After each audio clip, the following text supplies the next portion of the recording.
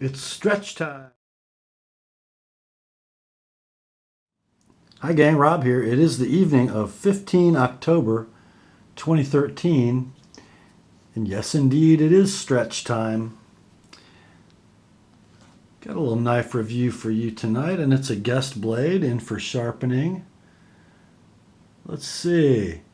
It's an FRN handled Spyderco from Japan in British Racing Green, volcano grip. Huh. Haven't we seen this before? Wait, no. That was an Endura.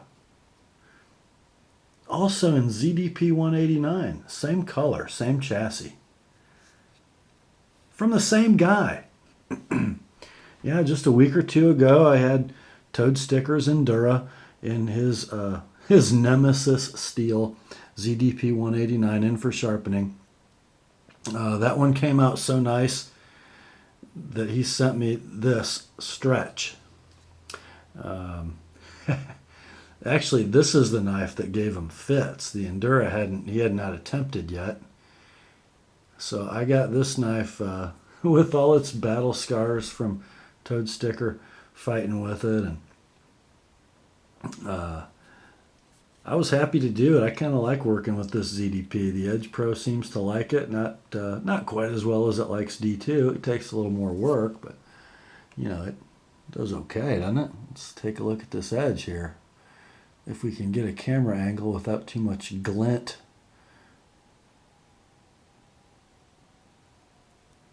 Came out great, as you saw at the beginning.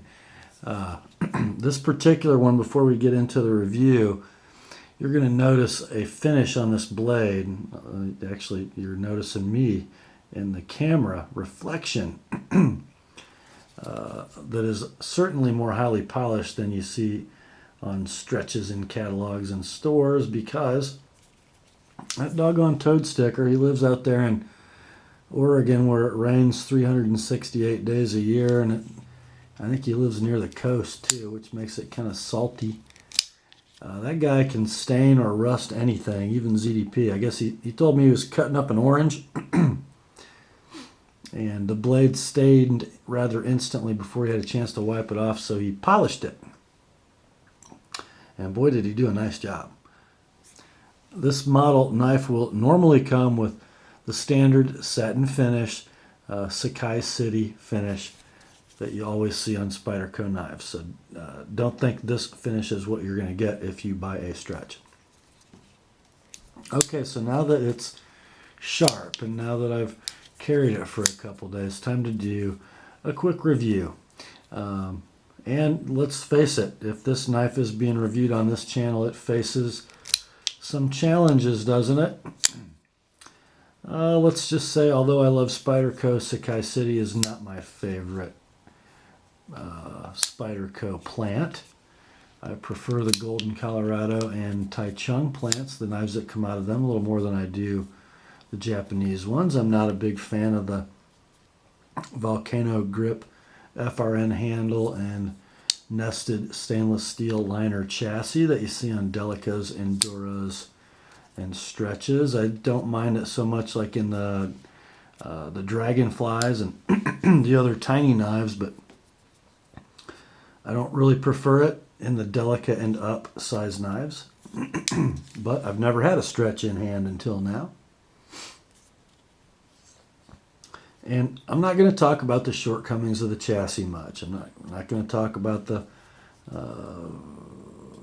not very refined pivot, or the lockback that I'm not real fond of, or the lack of torsional stiffness in the handle. I'm going to talk about the good stuff, because you guys already know what I don't like about this platform. But of all the larger size knives that are made in this platform from Seki City, I gotta tell you, I like the Stretch the most of all of them. For me, the Delica is too small for EDC. I just don't prefer it. I have a knife that size. I just don't carry it. I didn't carry my Delica much. I didn't carry my Sage 1 much. I like something just a little bigger in general.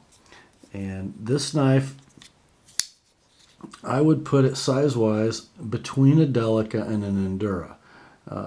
Not much smaller than an Endura, but just a little. Let's go over the dimensions real quick that are important.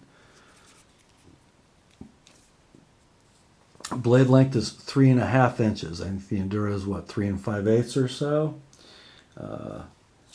Handle length is 4 7/16. Less than, that's kind of good, isn't it? The handle length is less than an inch longer than the blade length. That's really, really good blade to handle ratio. That tells you the pivot's got to be really close to the end of the knife, and the tip has to be pretty close to the end of the knife, and you can see that it is. Blade thickness is an 1/8 inch, standard fare for this platform Spyderco. The hole diameter is the larger 14 millimeter or 9/16 size, which lets you get a gloved thumb or finger into it, and you know, it deploys pretty quickly. I think this is the slickest deploying Seki City Volcano Grip Spyderco I've ever handled, to tell you the truth. See if I can drop it. Yeah, not bad. Spyderco lists the weight on this knife at 3.4 ounces. I weighed this one 3 times. I came out with 3.2 ounces every time. On this particular model, the lockup is really good. You know, as usual in this platform, you get some flex. As you can see, I have no play. Up and down, an extremely minute amount. This is a really, really good example of a Seki City Spyderco. Now, having talked to toadstkr, he did modify inside this knife just a little bit. I can't remember what he told me. I think he had some rubbing on the blade tang, as is fairly common in this platform, and he installed a washer on one side that was just a touch thicker than stock. Whatever he did worked really, really well. Now, this knife, after I sharpened it, I did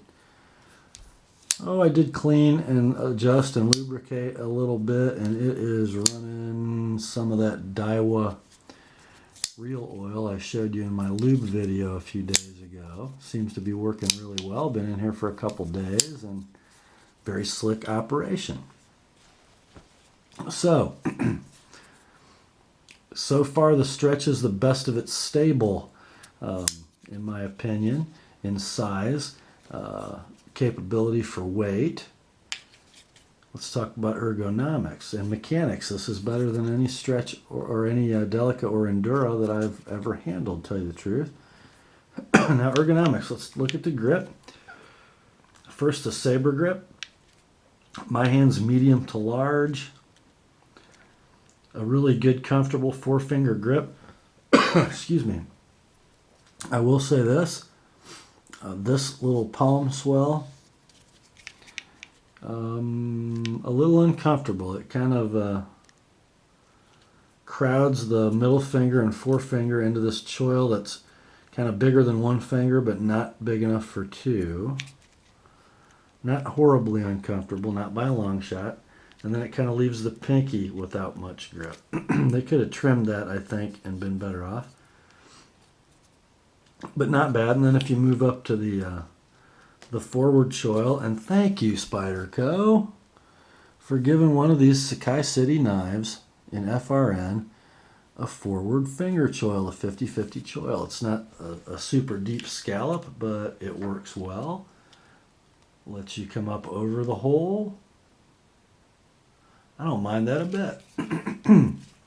How about in the hammer grip? Again, index finger kind of hanging out into nowhere.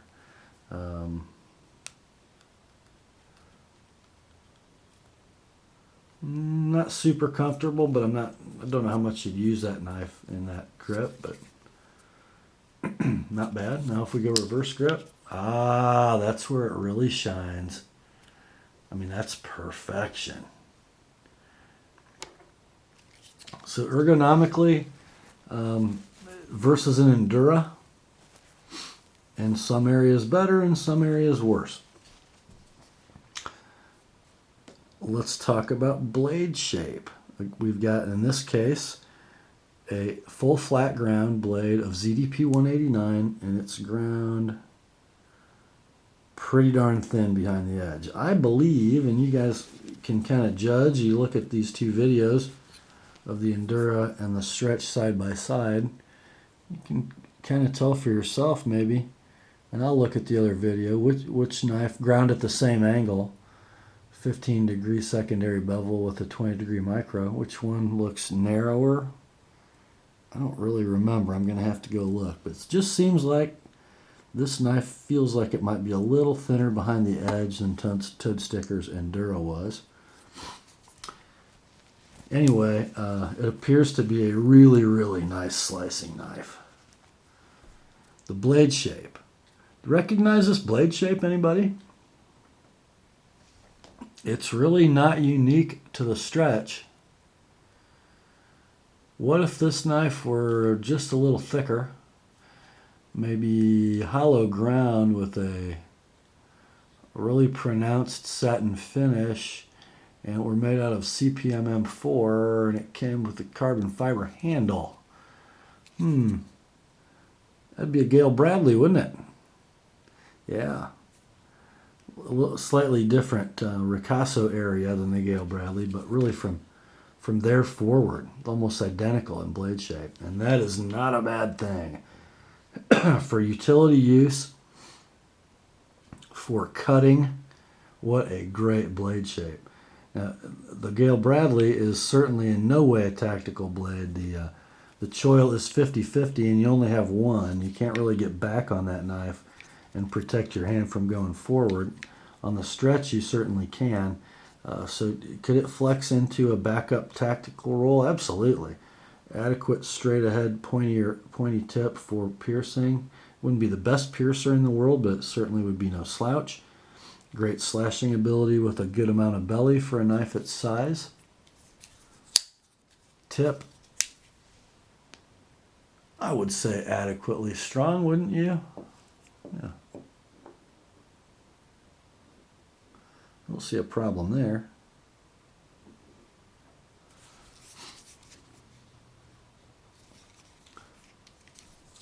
Huh. Kind of like this thing. How about the steel choice? Once again, ZDP 189. Don't know if I've really made this extremely clear on this channel, but I do not love VG10. People say, oh, it's so much better than AUS 8. Well, not in my experience, it's not. It might be a little more corrosion resistant than AUS 8, but I don't think it holds an edge very well. Well, let's put it this way. The edge is still there. It just rolls over really easy, and that's just part of the design of VG10 and its original application in horticulture and plant grafting, and it's designed to roll and not blunt or chip. But in an EDC steel, I don't think it's any better than AUS 8A. And I really kind of appreciate the offering in ZDP. And if you'll remember, TheApostleP with his Endura is in the midst of an edge retention EDC test after that knife was sharpened at the TheApostleP sharpening bench, and I'm sure he'll have a video here in the next couple weeks to explain to us just how well this application of ZDP 189 has gone for Spyderco in this flat ground blade application. All indications will be that it holds an edge very well, and I find it to be adequately tough from its sharpening characteristics. I think it's pretty corrosion resistant unless you live where TheApostleP does. Nothing's corrosion resistant where he lives. But what does that cost you, to get this normally $60 to $70 platform with ZDP 189? Well, the answer is right around $100, maybe a little more. And as I might have said in the Endura review, once I'm over $100 for a knife in this platform, it gets pretty difficult to spend that money. You know, do I really want to spend $100, $110 for an FRN Seki City Spyderco with a really nice steel, or do I, want to jump up to that 130 to 150 range and start looking at paramilitary 2s and Benchmade 940s and the like? Well, for me, I'll do the latter. But for many of you, $100 might be the moon for an EDC blade, and that is fine. In fact, it's probably pretty smart. And you could do a whole lot worse. If you guys are looking for a knife that you can put in your pocket and use in a sensible way, but a fairly hard use way, and not have to resharpen very often or send it to me to resharpen very often, that's going to maintain really good working edge and cutting performance for a long time, I wouldn't tell you not to buy one of these. Absolutely not. I would much rather see you buy a Stretch than an Endura or a Delica. I think the size is perfect. The blade shape is better than either of the other two. Notice how much more sweep or belly there is in this Stretch versus an Endura. The Endura, it sort of comes down and is almost Warncliffe-like, or almost sheep's foot-like at the tip. Not nearly this amount of belly coming up. And that's just great for slicing. Kind of cool. After ToadstkR's polish job, look at the laser etched graphics on this knife, how subtle they got. Look at that spider, and then if you come over here, I think you have a Seki City etch there on the Ricasa or the blade tang, and look at Sal's logo, just kind of a shadow of it is all that remains. Pretty cool. Not bad at all. Well, I think I'm going to sign off for the evening, and I'm going to package this beautiful British Racing Green Stretch back up tomorrow and send it to Oregon. So ToadstkR, you're now going to have, instead of 2 frustrating ZDP Spydercos, you're going to have 2 really sharp ZDP Spydercos in matching green. Hope you enjoy them. I kind of have. That's all for tonight, guys. So grace to you and peace from God our Father and the Lord Jesus Christ. And remember, the Word and ToadstkR's ZDP Stretch are sharp. Have a good night, guys.